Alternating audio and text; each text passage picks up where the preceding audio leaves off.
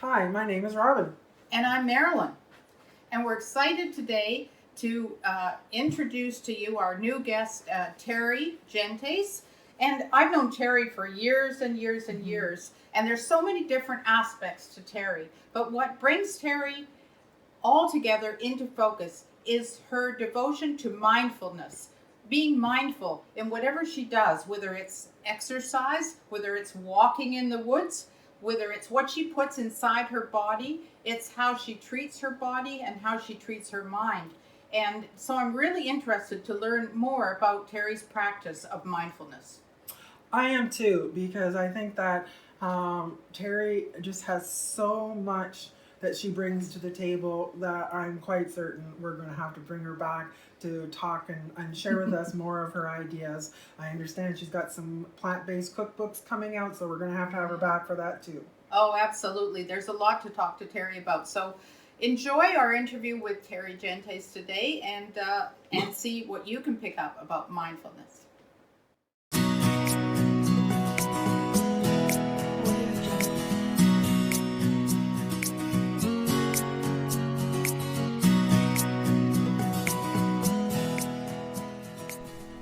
Hi, Marilyn and I are very excited today with our guest, Teri Gentes, who is just a wealth of all kinds of health information and living your best life. As you can see, Teri is living hers.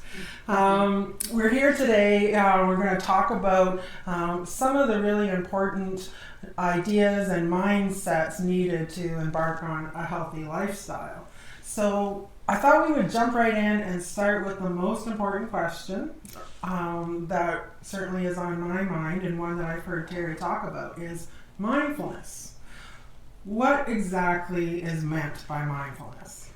There can be so many interpretations on mindfulness, of course, but what it really means to me is staying really aware of what's going on in my head. So the thoughts I think, the beliefs I have, and are they congruent with the things that I want?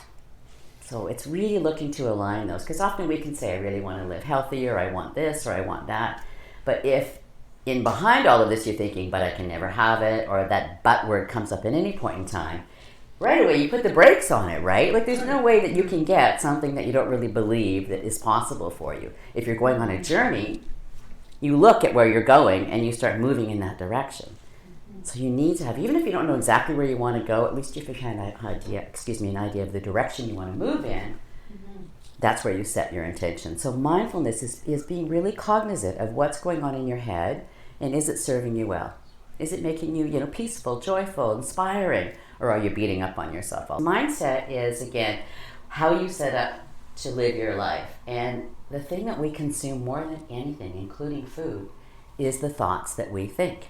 Sure. So that whole idea of, plant-based, and right away we all have these paradigms and beliefs about things. And when we go to those, sometimes those very polar opposites, being one kind of eater, plant-based, keto, paleo, just whatever, eating anything and everything. Right. There really is. And so a lot of the way that I would look at how we approach our everyday approach in life is, what are we doing for ourselves that make us feel like we're like, well, first, what do we want for ourselves? Do we really want to be healthy and vibrant? Do we believe that we can? We all know the whole age paradigm, you start falling apart as you get older.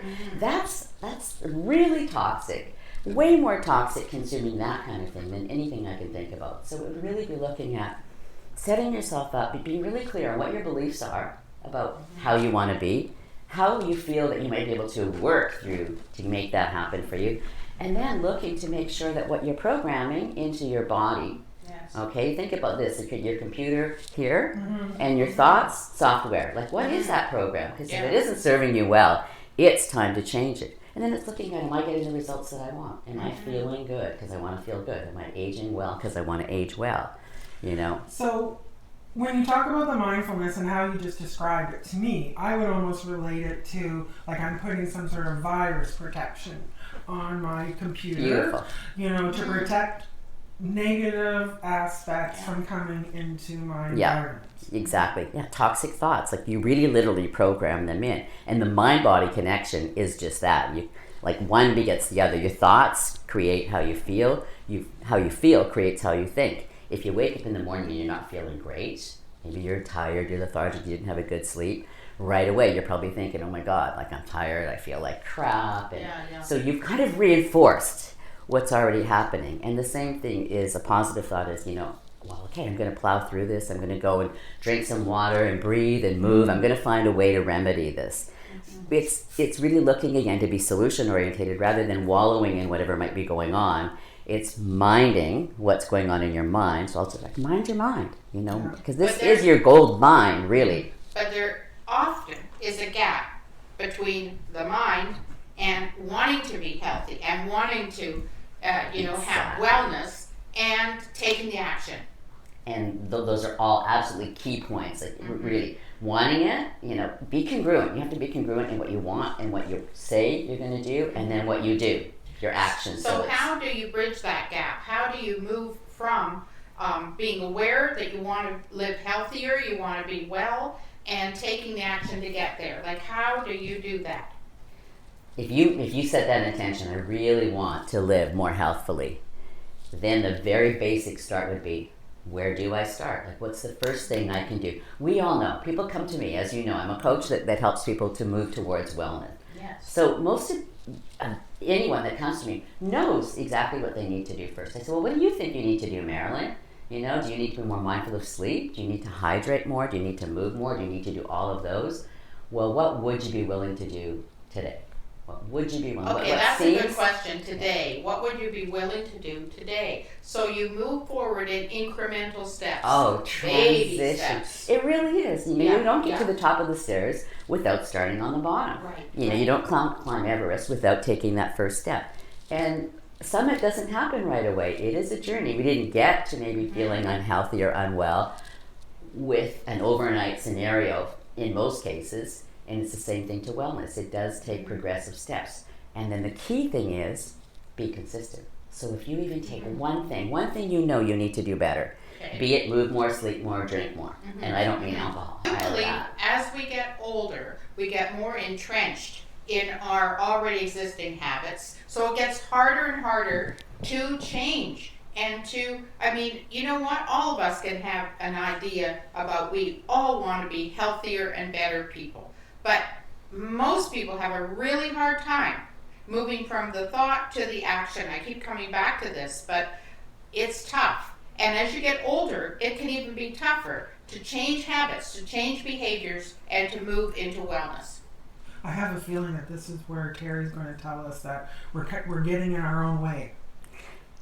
You nailed it right away. There's a really great way of looking at this, and is your BS your BS? Is your belief system your BS, as in your bull? Right. Like the other word. Yes, right. bull sugar. Yes. Yes. So that's that really big thing. It's if you have all these beliefs, are these beliefs true? Is it really the scenario that as I age, I get entrenched in my ways and I become, more of a fuddy-duddy, or I'm rude? It becomes excuses that we use instead of taking positive action. Exactly. Like we can say, I've always been this way, it's just, sorry, I've always been this way. Right. Well, that's a cop-out. Yeah. That was yesterday. Like, what do you want to be today? You get to rewrite your story every single day, and that's the big thing. What's your story you're telling yourself? As I age, I fall apart. Getting older is harder. It's hard to make money. These are all belief systems that we were fed. Mindset. We were fed throughout our life. We're all domesticated creatures. Don Miguel Ruiz, right? We're all domesticated. And are those beliefs still working? Where do they come from? Are they true?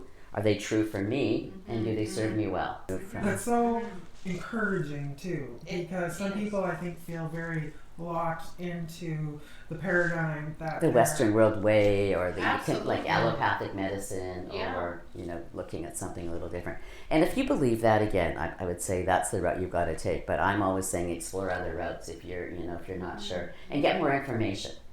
And look and dig. We can do that so much more readily now. We can get into, we have access to so much. So making informed decisions and owning our health, owning our thoughts, and getting a owning our second opinion, story, and doing all these things, and then being true to your belief system. And looking at it too, right? Yeah. Like looking at your belief system. Yes, being in touch with your belief system. And Because just like, where did for a those lot of beliefs people, come from? belief systems aren't something that people are necessarily aware of even. And you there's know? so many different belief That's systems. right, You go that's around right. the world, there's a whole plethora Well, of it's different belief self-knowledge systems. in a way. It's like know thyself, to thyself be true. It's those old adages that in the end are the way forward, are the way to live your best life. Yeah. It's interesting, those old adages. I am just amazed about what you said about how our thoughts actually affect our health. They oxidize our bodies. I'm blown Or away by it. alkalize it, Or right? Yeah, alkalize yeah. it.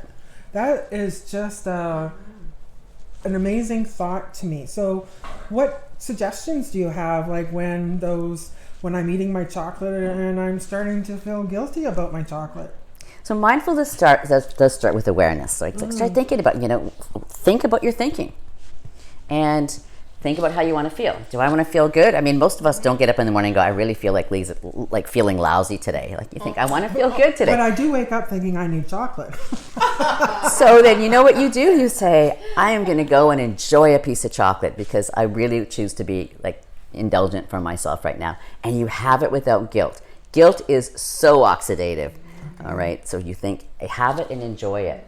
We have a love-hate relationship with things. We don't want that. If you want to have something, have a love-love relationship with it. That alone will change things 100%. So I take my Reframe. piece of chocolate, express gratitude, bless it, say how much I'm going to enjoy it, and consume Exactly. it guilt-free. Exactly. Okay, Yes. I can do mindfulness. Exactly. You've given permission Yeah. to be a And you do that all chocoholic. the time, you know?